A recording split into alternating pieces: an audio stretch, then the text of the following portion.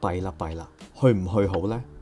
白色車掉頭喎，唔係啊，呢幾格又去喎，好似去唔去好呢？唔係喎，單車都好似想過喎，去唔去好呢？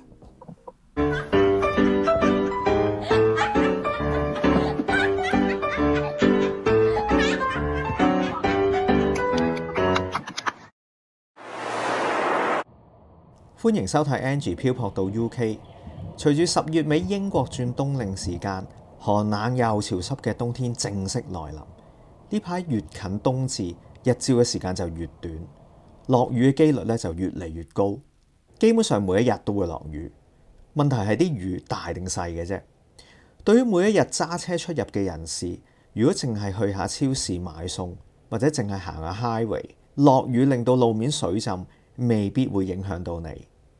喺英國，冬天行鄉郊路遇到水浸係正常不過嘅事。見到前面有水浸，決定自己架車過唔過就成為一個學問啦。就算你喺香港揸開車或者揸咗幾十年車，都可能冇遇過呢一個問題，因為始終香港地方細，如果發現有水浸，報1823咯，好快會有人處理。今集呢，就分享少少我對過水凼嘅心得。如果大家有啲乜嘢好嘅建議，或者曾經試過失敗過水凼，都歡迎你留言，大家交流一下。首先見到水凼，我會望下前面有冇車成功過到，又或者有冇對頭車成功過到。如果見到有，就留意下嗰款車同我自己揸嗰架車嘅車身高度。如果佢係一架4驅車，佢過到就唔代表我過到啦。第二樣嘢就係睇下水凼旁邊會唔會有一啲車打住死火燈。有兩個可能，第一就係佢曾經嘗試但係失敗咗，等緊救援。第二呢，就係佢根本冇信心過，等候機會 U turn 走人。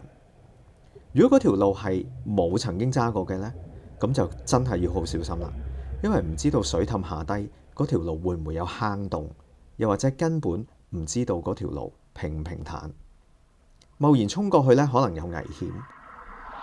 好啦，到真係你決定要過呢個水凼啦，如果有對頭車，我就會選擇俾佢行先。一嚟呢，可以觀察下佢哋過水凼時嘅情況啦，如果有咩隱藏殺機，都係對頭車示範俾你睇啫。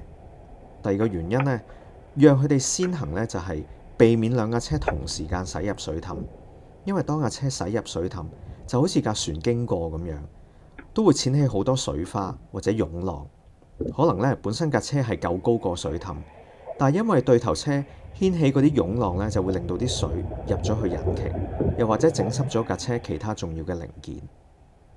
另外啦，如果過水凼，我會選擇行條路嘅中間，因為一般道路嘅設計左右兩邊係會斜落去嘅，目的呢就係方便啲水喺兩邊流走，所以呢，行條路嘅中間應該呢就係最高嗰一點。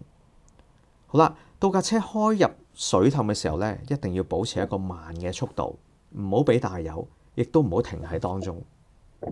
哇，好似今日咁樣，遇到前面嗰個人踩住單車都過嘅，咁我梗係俾佢行先啦。咁我又唔會趁佢過水凼嘅時候過去嘅，因為呢，如果咁樣整起咗啲浪呢，一嚟整到佢架車失平衡啦，二嚟呢，可能搞到佢全身濕晒啦。不過我諗佢都唔怕全身濕晒啊，因為大家都見到個片段，佢就咁踩過去呢，其實個後轆都濺起好多水，我諗佢都濕晒。以我自己非專業嘅標準，如果水浸超過車轆嘅一半呢，我就會選擇唔行啦，行第二條路好過。當然每一架車嘅狀況唔同啦，過定唔過真係好睇當陣時嘅情況。好似今日影片呢一條路呢，呢段時間我日日都經過，我會知道水浸呢一個位其實係未至於會深到架車過嘅時候死火。雖然呢，見到呢架白色車好似係驚過唔到，所以掉頭，但係我都決定照過。希望呢條片幫到大家多啲了解點樣判斷開唔開車過水凼。如果大家有咩高見，歡迎留言交流心得。最後呢條片呢，同水浸冇關，純粹係想同大家分享我前面呢一架車唔知點解行下行咗去路中心，搞到對面嘅車要經過嘅時候，個司機好唔高興。英國咧有成6000幾萬人口，真係乜嘢人都有。